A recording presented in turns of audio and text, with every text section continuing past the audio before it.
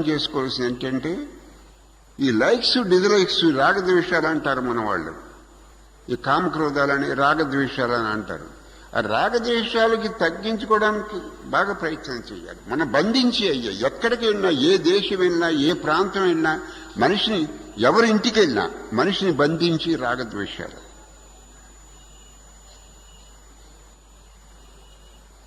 అర్జున, నువ్వు రాగద్వేషాలు లేకుండా లోకంలోని విషయాలు గ్రహిస్తున్నప్పటికీ, నీకు రాగద్వేషాలు లేకుండా లోకంలో విషయాలను గ్రహిస్తున్నావునుకో, గ్రహించినవి నీకు అశాంతి తీసుకురావన్నాడు.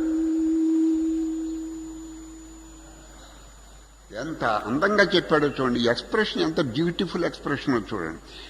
నువ్వు లోకంలో విషయాలు గ్రహిస్తున్నప్పటికీ, నువ్వు రాగద్వేషాలు లేకుండా ఆ విషయాలు గ్రహిస్తున్నావు అనుకో, అవి నీకేం విషయాన్ని తీసుకురావు. అంటే దాని అర్థం ఏంటంటే లోకం మనల్ని బంధించడం లేదు. లోకం మంచిది కాదు, చెడ్డది కాదు.